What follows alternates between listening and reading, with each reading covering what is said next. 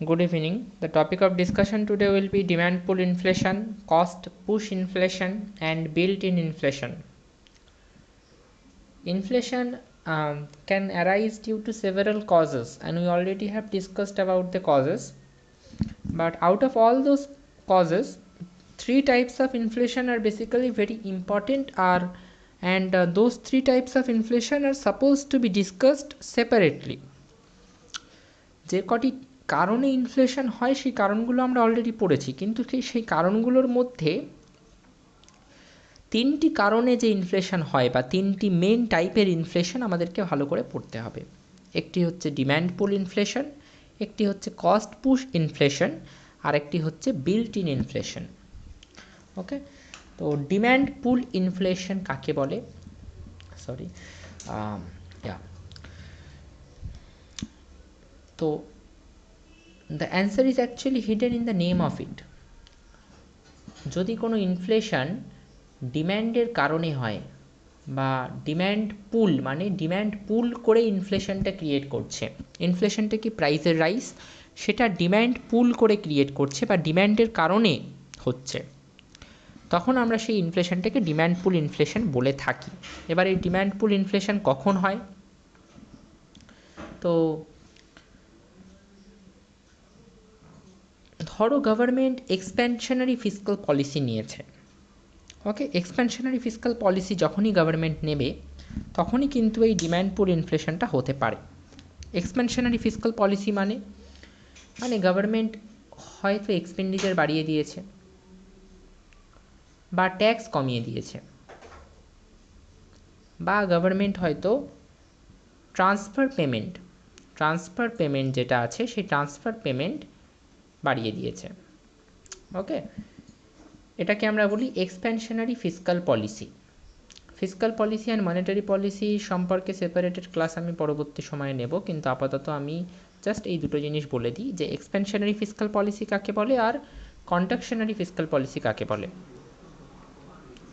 Contractionary fiscal পলিসিতে কি হয়? কন্ট্রাকশনারি ফিসকাল পলিসিতে গভর্নমেন্ট ইকোনমিটাকে কন্ট্যাক্ট করার চেষ্টা করে, ছোট করার চেষ্টা করে, ইকোনমিটাকে কমিয়ে আনার চেষ্টা করে, ইকোনমিক অ্যাক্টিভিটিগুলো কমিয়ে আনার চেষ্টা করে, অ্যাগ্রিগেট ডিম্যান্ডটাকে কমানোর চেষ্টা করে।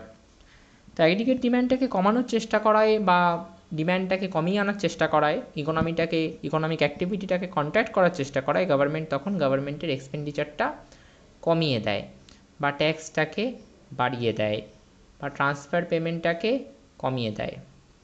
ওকে, আর এক্সপ্যানশনারি ফিসকাল পলিসি যখন গভর্নমেন্ট নেয়, অর্থাৎ গভর্নমেন্ট যখন এক্সপেন্ডিচার বাড়িয়ে দেয় বা ট্যাক্স কমিয়ে দেয় বা ট্রান্সফার পেমেন্ট বাড়িয়ে দেয়, তখন ইকোনমিটা এক্সপ্যান্ড করে, ইকোনমিতে এক্সপ্যানশন আসে, ইকোনমিক অ্যাক্টিভিটি অনেক বেশি হয়ে যায়। এবার কিভাবে হয় এটা, কিভাবে কাজ করে? তো দেখো, যেটা বিষয় সেটা হচ্ছে, প্রথমে তোমাদেরকে ফিসকাল পলিসিগুলো একটু আমি বলে দিচ্ছি। সেটা হচ্ছে একটা ছোট্ট স্টোরি এটা, যে গভর্নমেন্ট যদি এক্সপেন্ডিচার বাড়িয়ে দেয়, তো গভর্নমেন্ট কিসে কিসে স্পেন্ডিং বাড়াতে পারে বা এক্সপেন্ডিচার কোন কোন সেক্টরে বাড়াতে পারে? ইনফ্রাস্ট্রাকচার ভালো করতে পারে, হসপিটাল বানাতে পারে, রেল বানাতে পারে, রোড বানাতে পারে, ব্রিজেস বানাতে পারে, রাইট, স্কুল বানাতে পারে, কলেজ ইউনিভার্সিটি বানাতে পারে। তো ধরো গভর্নমেন্ট স্পেন্ডিং বাড়িয়ে দিল এবং বাড়িয়ে খুব সুন্দর একটা হসপিটাল তৈরি করলো, খুব ভালো, একদম পুরো প্রাইভেট হসপিটালের মতো একটা হসপিটাল তৈরি করলো, সরকারি হসপিটাল।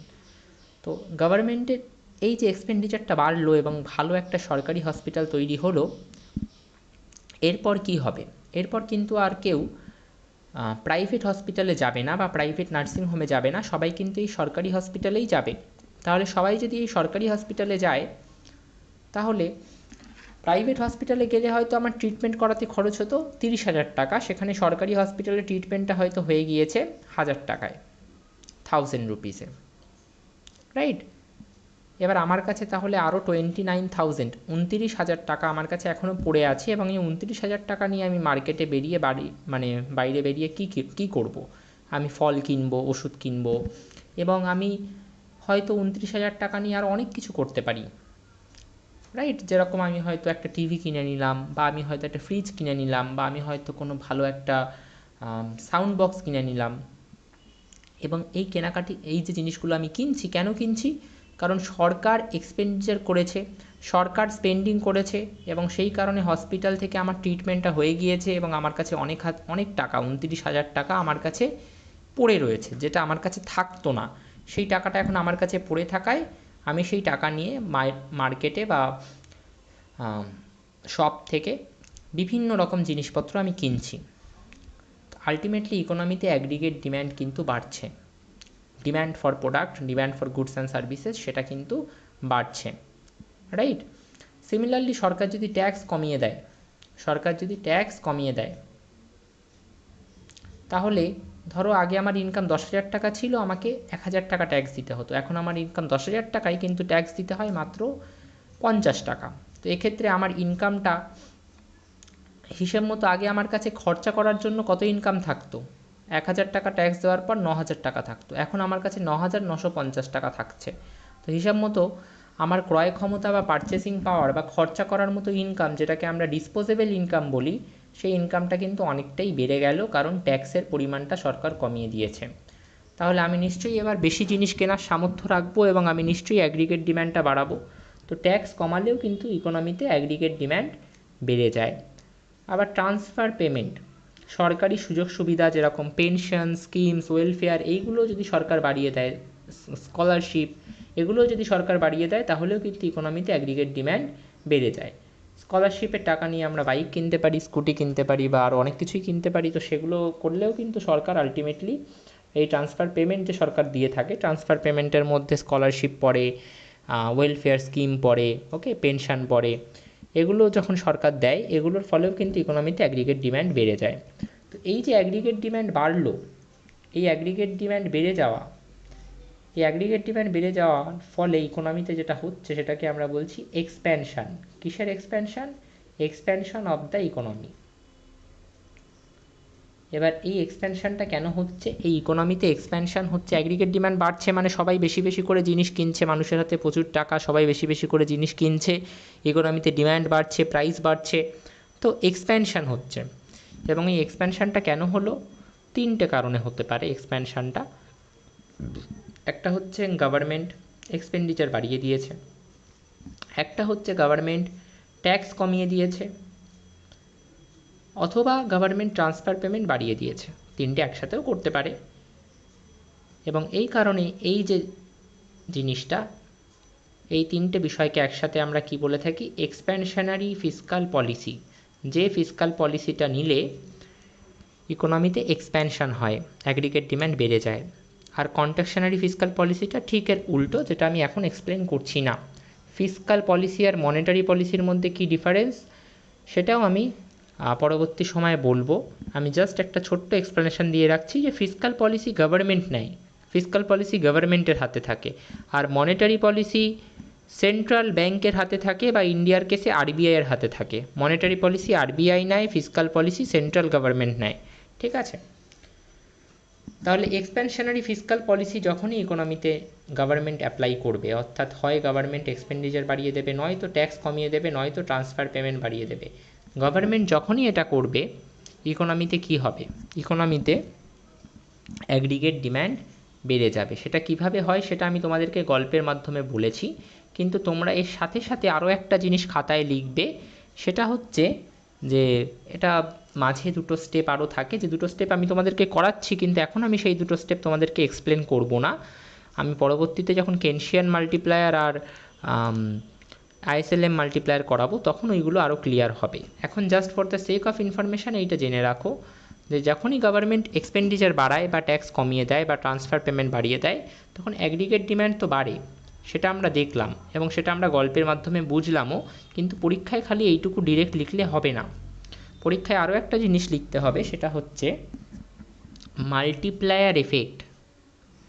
ওকে, গভর্নমেন্ট এক্সপেন্ডিচার মাল্টিপ্লায়ার এফেক্ট যেটা, সেই গভর্নমেন্ট এক্সপেন্ডিচার মাল্টিপ্লায়ার এফেক্ট যেটাকে আমরা আলফা জি ইন্টু ডেল্টা ওয়াই দিয়ে লিখি, এটা কিভাবে আসলো, কোথা থেকে হলো, এগুলো আমরা করব পরে।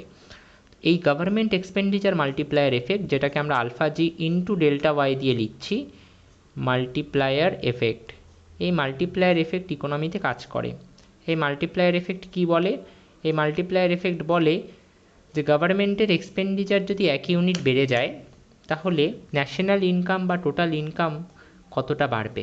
গভর্নমেন্টের এক্সপেন্ডিচার বা গভর্নমেন্টের খরচা যদি 1 ইউনিট বেড়ে যায়, তাহলে দেশের টোটাল ন্যাশনাল ইনকাম কতটা বাড়বে?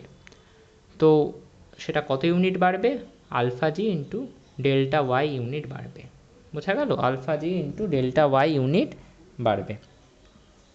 তাহলে এই মাল্টিপ্লায়ার এফেক্ট যেই কাজ করলো, সেই ইকোনমিতে কিন্তু ইনকাম বেড়ে যাবে, টোটাল ইনকাম বা ন্যাশনাল ইনকাম বেড়ে যাবে।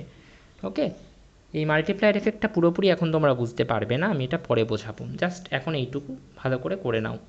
তাহলে গভর্নমেন্ট এক্সপ্যানশনারি ফিসকাল পলিসি নিল, নেওয়ার ফলে কি হলো? গভর্নমেন্ট হয় এক্সপেন্ডিচার বাড়ালো, নয় ট্যাক্স কমালো, নয় ট্রান্সফার পেমেন্ট বাড়ালো। এর ফলে ইকোনমিতে মাল্টিপ্লায়ার এফেক্ট আসলো, অর্থাৎ 1 ইউনিট গভর্নমেন্ট এক্সপেন্ডিচার বেড়ে যাওয়ায় ন্যাশনাল ইনকাম কিছু পরিমাণ বেড়ে গেল। তো ন্যাশনাল ইনকাম বেড়ে গেল মানে মানুষের হাত ইনকাম বেড়ে গেছে, মানুষের ইনকাম বেড়ে গেছে মানে এবার অ্যাগ্রিগেট ডিম্যান্ডও বাড়বে, রাইট?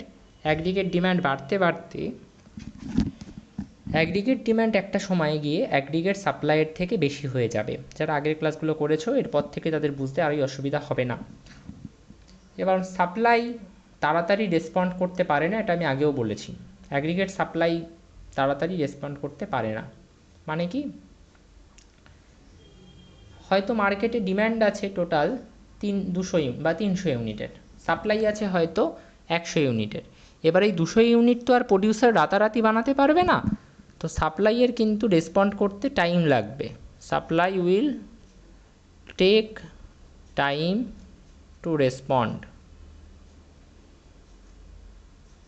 সাপ্লাইয়ের রেসপন্ড করতে কিন্তু সময় লাগবে বা টাইম লাগবে। ওকে, তো সাপ্লাইয়ের যেহেতু সময় লাগবে রেসপন্ড করতে, তো সেই সময়টা মার্কেটে সাপ্লায়াররা দেখছে যে তাদের প্রোডাক্টটা কেনার জন্য 300 জন বসে আছে, কিন্তু তাদের ইনভেন্টরি বা তাদের স্টক বা তাদের প্রোডাকশন ওয়্যার হাউসে মাত্র 100 ইউনিট প্রোডাক্ট পড়ে আছে। তো তারা কিন্তু দাম বাড়িয়ে দেবে, তারা তাদের প্রোডাক্টের দাম কিন্তু তখন বাড়িয়ে দেবে, কারণ কেনার জন্য তখন 300 জন রেডি। তো প্রাইস বেড়ে গেল, এই প্রাইস বেড়ে যাওয়াটাকেই আমরা কি বলি? ইনফ্লেশন। তাহলে এই যে ইনফ্লেশনটা হলো, এটা কেন হলো? এই ইনফ্লেশনটা কিন্তু ভালো করে লক্ষ্য করো, এই ইনফ্লেশনটা কিন্তু এই ডিম্যান্ডের বেড়ে যাওয়ার কারণে হয়েছে। এই অ্যাগ্রিগেট ডিম্যান্ড বেড়ে গেল এবং সেটাই পুল করলো, সেটাই টেনে আনলো কাকে? এই ইনফ্লেশনটাকে। তাহলে যেহেতু এই ইনফ্লেশনটা অ্যাগ্রিগেট ডিম্যান্ডের বেড়ে যাওয়ার কারণে হলো, অ্যাগ্রিগেট ডিম্যান্ডের বেড়ে যাওয়ার কারণে ইনফ্লেশনটা পুলড হলো, তাই এটাকে বলা হচ্ছে ডিম্যান্ড পুল ইনফ্লেশন। ওকে, এই নোটটা তোমরা লিখবে, প্লাস পুরো এই লজিকটা এক্সপ্লেন করবে। স্পাইরাল বানিয়ে এইভাবেও করতে পারো, বা এটাকে এক্সপ্লেন করে লিখলেও লিখতে পারো।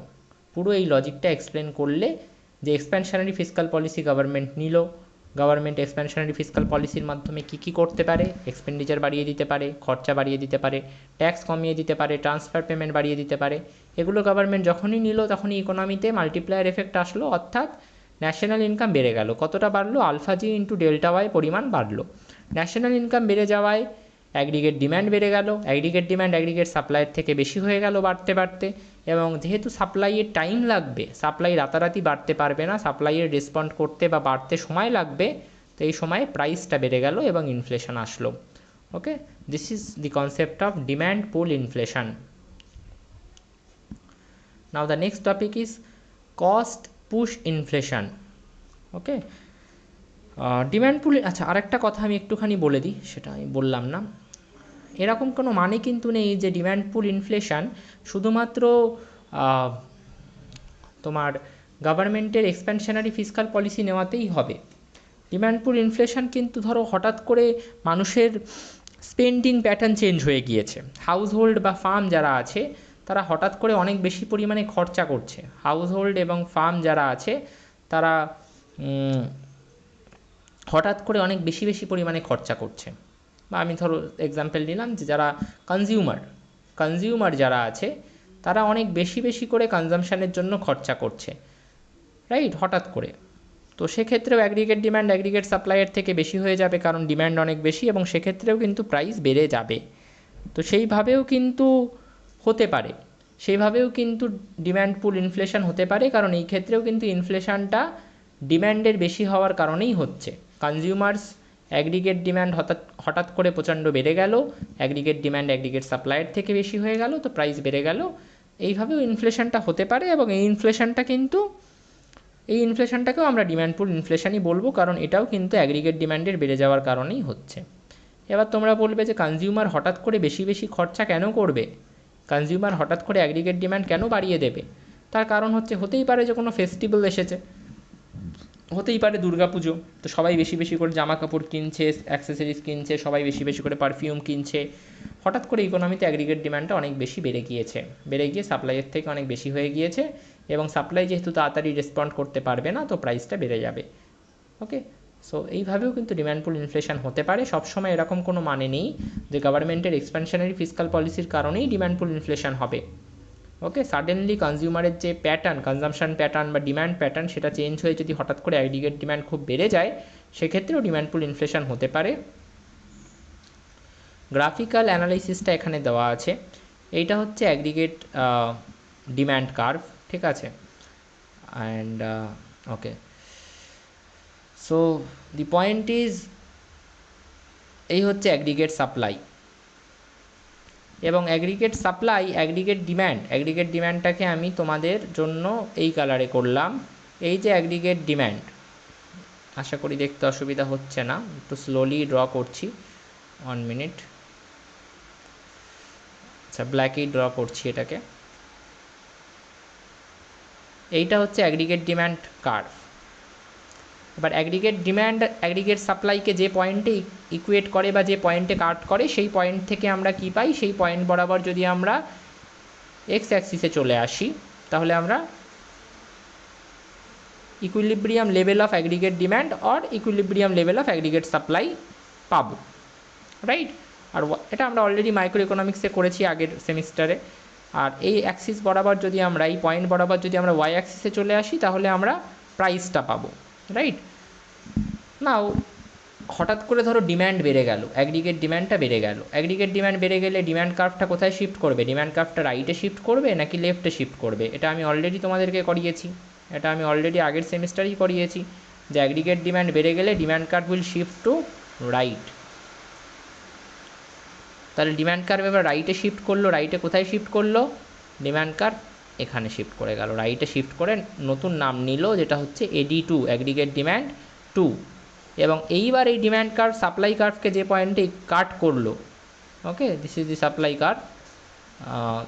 এইবার এই ডিম্যান্ড কার্ভ এই সাপ্লাই কার্ভকে, অ্যাগ্রিগেট সাপ্লাই কার্ভকে যে পয়েন্টে ইকুয়েট বা কাট করলো, সেই পয়েন্টটা হচ্ছে এই পয়েন্ট E2, এই পয়েন্টটা। এবার এই পয়েন্ট বরাবর ওয়াই অ্যাক্সিসে চলে আসলে আমরা প্রাইসটা পেলাম, আর এই অ্যাক্সিসে, এক্স অ্যাক্সিসে আসলে আমরা aggregate equilibrium level of aggregate demand আর সাপ্লাই পেলাম।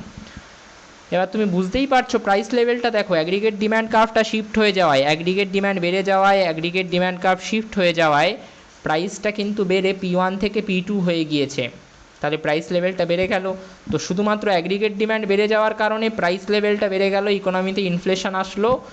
এইভাবেই কিন্তু আমরা ডিম্যান্ড পুল ইনফ্লেশনটাকে গ্রাফিক্যালি দেখাতে পারি। অ্যাগ্রিগেট ডিম্যান্ড যদি আরও বেড়ে যায়, অ্যাগ্রিগেট ডিম্যান্ড কার্ভ আরও রাইটে শিফট করবে, প্রাইস লেভেল আরও বেড়ে P3 হয়ে যাবে, আরও বাড়লে P4 হয়ে যাবে। এইভাবে কিন্তু আমরা ডিম্যান্ড পুল ইনফ্লেশনটাকে ইকোনমিতে দেখাতে পারি। In the next class we will be discussing about the cost push inflation.